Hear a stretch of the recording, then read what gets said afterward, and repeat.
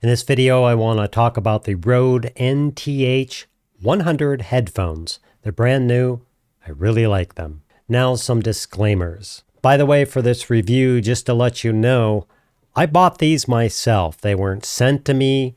I have no affiliation with RØDE, although I love the company and I love their products. I went out and I paid my own hard-earned money for these. Let's take a look at why. There are all sorts of headphones on the market.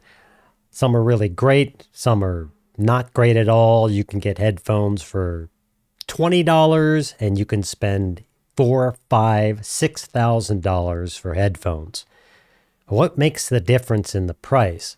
First off, I'm not going to present to you headphones that cost $1,000 or $2,000. I don't think most people watching this channel want to spend that much on headphones. What you do want is you want headphones that sound good and they're good for editing and don't cost an arm and a leg. Now let's talk about good for editing. You can grab any headphones, you can edit with any headphones, and that's fine. You listen to music, you're jamming along with your music, and you love your headphones. There's a difference between headphones that you use to edit and headphones that you use on a normal basis. When you're talking about editing a video, you want headphones that are really dry, and by dry, I don't mean no sound. For instance, you want the lows, you want to be able to hear the lows, you want to be able to hear the mids, and you want to be able to hear the highs. Now, when you buy regular headphones so you can drive around or walk around or whatever, they usually have the highs, the mids, and the lows jacked up in some way to make the headphones sound better. For video editing, this is not what you want. When you stick on a set of headphones like these or other editing type headphones, they're dry, and by dry I mean the lows and the mids or the highs, they don't add anything to the lows. They don't add in bass. They don't jack the highs. You're hearing the exact lows, mids, and highs that are coming out for your video editing. If later you want to add in more lows, mids, and highs as you want to, that's fine. For me, I don't normally do that. When I post a video to YouTube, what happens is the person on the other end, I don't know what speakers they're listening it through, what headphones they're listening through. Maybe they have a high bass headphone. Maybe they have the mids set really high. I don't really know. So to circumvent that, I want headphones that are dry all the way. I want the lows to be the lows as they're coming out, the mids to be the mids the way they're coming out, and the highs the way the highs are coming out. I can go in later and adjust those, but for my videos and for video editing, I want to hear exactly how the sound sounds. Now let's talk a minute about frequency range. Humans have a frequency range between, it's debatable. It depends how old you are, how much you've blasted out your ears, etc. But it's usually between 20 and 20,000. That's how they measure these things. Now for headphones, these go from 5 to 35,000. That's way overboard. My last set of headphones, which I adored, these guys here, which are the Sonys, and I've recommended them to many, many people, go from 5 to, I believe it's 20 or 25,000. These go from 5 to 35,000. Now you may be thinking, but that's beyond the range of most human hearing. And this is where you would err.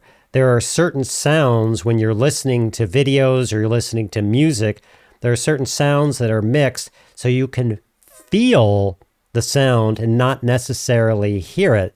That's why when you hear a really good soundtrack or a really good movie, you're feeling the sound. There may be 10, 20, 30 different sounds layered into this thing.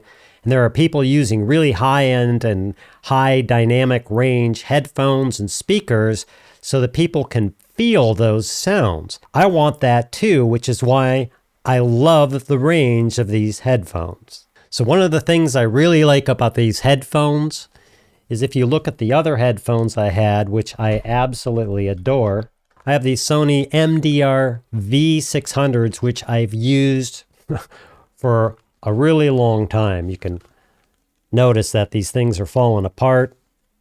I've used them a lot, maybe at least 10 years, and I love them because of their high dynamic range. I can put them on.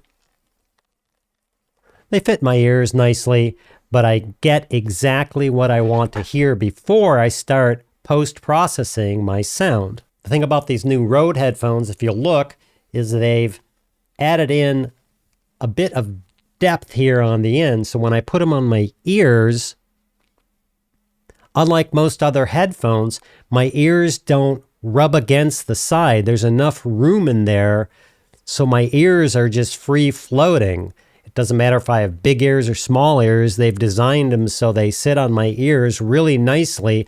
When you're sitting there for 1, 2, 3, 4, 8 hours with headphones on, after a while you get that, you know what I'm talking about, like you take the headphones off and your ears are a little sore. You don't get that at all with these because of the way they're designed. Now, I don't know exactly what they did to these, but there's a cooling property to these headphones. I don't know what kind of magic mojo they use. I'm sure there's some type of tech term that I don't remember, but they allow you to put the headphones on, and you know how you have headphones on, and after a while, your ears, they have heat coming out of them, and after a while, they start getting warm on your head. You don't get this at all. Again, I don't know what the magic is, but they put some type of special foam stuff on here that just makes them not do that. And I also like, you may think this is just a little nit thing, I also like the fact that you look at it and they're clearly labeled left and right, which is a good thing to have. I mean, how many times have I put on headphones and they're the wrong way and then I have to turn them around? You can instantly see the left and right. These things are also built really well. The pad on top is just perfect. It fits on my head. And the way all these things work is they have these sliders on here. Now, unlike almost every single other headphone that I've used, there's a click. You click, unclick it, you move it up to the next click, and you move it down. You move it up to the next click, and you move it down. They've designed this very ingenious way of doing this. I don't know if you can see that right there. What you do is you flip this guy sideways like that. And now this is free floating to where you can move the headphones up and down like this.